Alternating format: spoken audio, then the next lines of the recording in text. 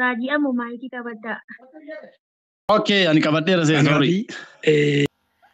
Qacam raajii amoo kan yeroo darbe amantaa musliimaa fudhate har'a Imo keessatti raajii amoo ta'ee maqaan deebi'ee itti moggeera. Kanammoo viidiyoo kana ilaalaan ganumaatti viidiyoo daqiiqaa dheeraadha.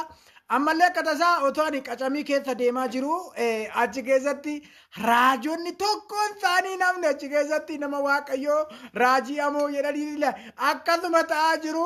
Ela kaleessa yeroo amantaa musliimaa dhaqu hamaanii mogga'e har'a immoo deebi'ee waldaa Imo keessatti raajii amootti deebisaniiru waan ta'eef iyyuu deebuu keetiif baay'ee gammanna baga deebite.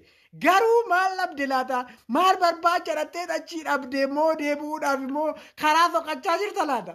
Baga deebite garuu hin deebita si gordaa jirus deebi'uudhaaf raajummaa kun raajii galee kan jettu galiyyee kan jedhu raajii ammoo sitti moggaafatteetti waan ta'eef iyyuu hin deebita. Viidiyoo kanaan gadhumatti ilaalaa kunoo baga deebi amma garuu ela akkaawuntii kee wala dhugaamu akkaawuntii kee wala dhamma akkaawuntiin kee biizii ta'a waan ta'eef iyyuu deebuu kee gammachuu guddina irratti si dhangalaatu waan ta'eef dhumtan achis waa dhabe asii immoo iddoo kaleessa waa baretti deebi'aa jira baga deebi'e nama deebi'u hin jibbinu nuti garuu saamicha akka kana duraa saamte taanaan ammas biran darbu yaa'amu baga deebite waan hundaaf. Raajii ammoo maayikii qabaddaa.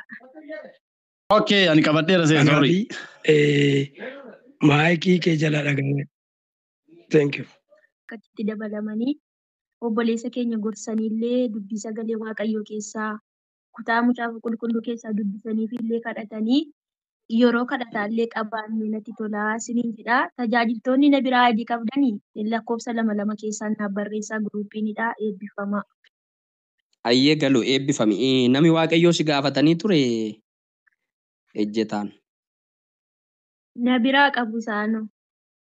Akkas taanaan bakka warri kaan immoo obboleettii keenya raajii galiyyee gaafadhaa tajaajiltoonni warreen adii biraa hin qabne obboleettiin keenya giruuppii nu hiiti keessaan isin haasonaa eebbifama yaadan qaba kan jedhu kan jijjiiru. Galatoomi dhugaa. Atillee na duukaa gatii guddaa kaffalaa turte dura. Anillee si duukaa gatii guddaa kaffalaan ture. Galatoomi ishee guddaa galatoomi. Harka wal qabannee majirraa akka duraa sanatti.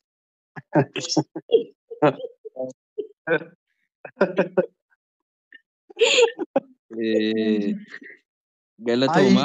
Tola namoonni yaada isaanii hin kennan yoo jiraatanii raajii mootii irraa fuudhe. Guruuppii nama hidhee jooyin godhaa seenaa jechuudha. Akkasuma tajaajiltoonni immoo isinitti hin dabalama gorsa kana keessatti nan hirmaadha kan jettan aayidii na gaafadhaa ittan sin dabalaa jechuudha. Waaqayyoo bara keessan jireenya keessana eebbisu.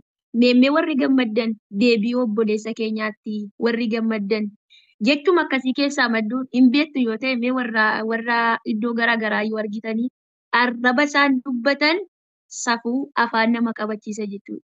Obboleessi keenya garuu sababuma kaleessa dheengadda dhossaan dubbii kanaa keessa jiruu fi arrabni isaallee dubbiin isaallee sagaleen isa keessa jirullee waan addaadha. Akkuma kanatti waaqayyoo bara kee jireenya kee nuuf eebbisu dhugaadha. Akkuma kaleessa safuu eeggatu akkuma kaleessa dubbii waaqayyoof of eeggatu ammallee eenyummaa masaa eeggatee taragaaga'ee dubbatee jira. Namni gaa naakin irraa qabu ka habiibti amma adiin hin qabayyoon sirriitti qabee rakkoodha. Raajummaa sana hoggatee eessa godha? Raajummaa fatisee deebi'amoo eessa raga giiftii koo? Raajummaa sagalee sanatti hin kennamne jedhu sana hooyyuu maal godhee deebi'a? Fudhatee deebi'a?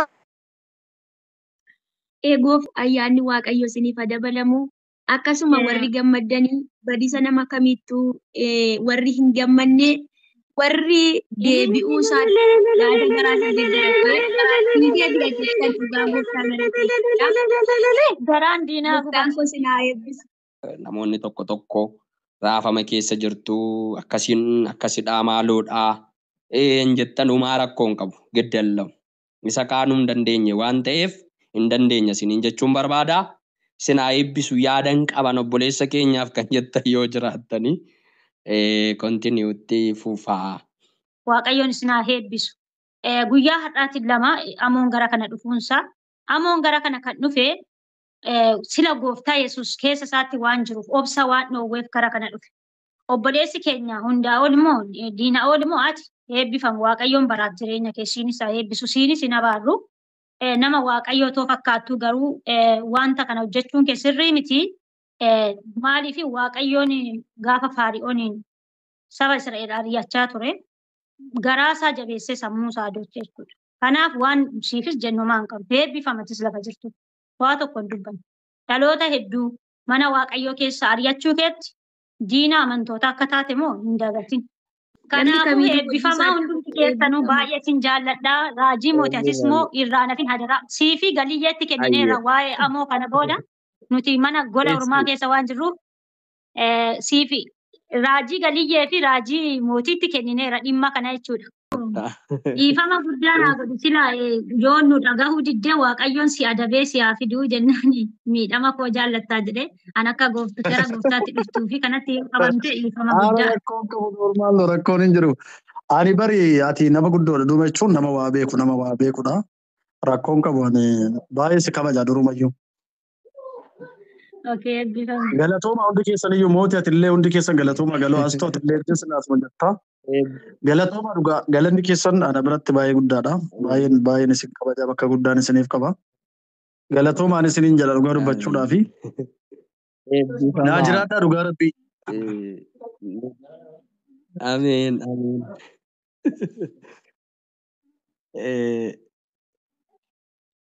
Galatoomaa gooftaan isin haa eebbisu. Saba Waaqayyoo Ammatu obboleessa keenya ammoo adabii fidi jennee inni kun aangoo Waaqayyooti. Sossobee fidaaf adabee fidaasaa.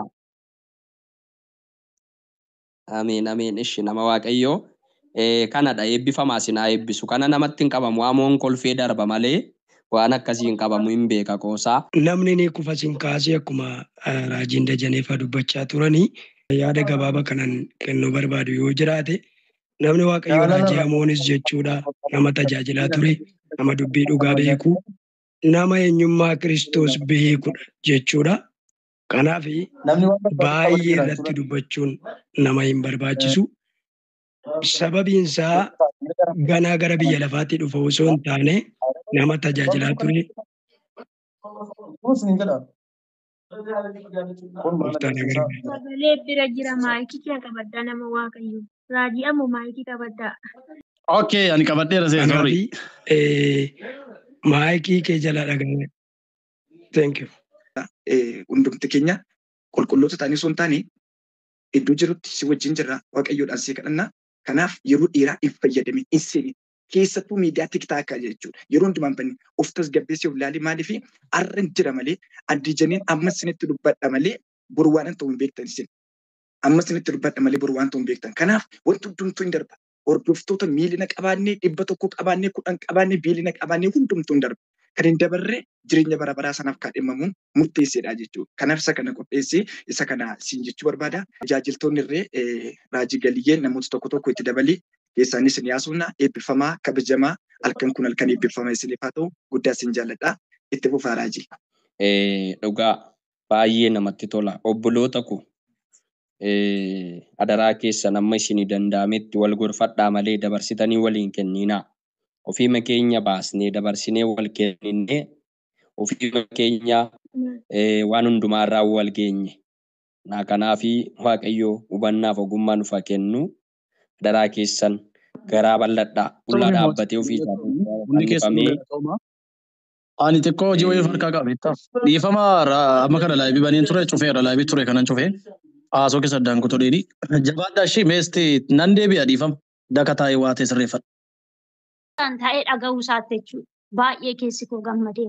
Eebbifamaa tajaajiltoonni, paastaroonni, obboloonni koo dubaraa, obboloonni koo raajjoonni dubaraa hundumti keessan jalqaba hanga yoonaa warri jirtan ullaan wajjin eebbifamaa hundumti keessan baha galli keessan eebbifamu boru dhaloota karaarraa badan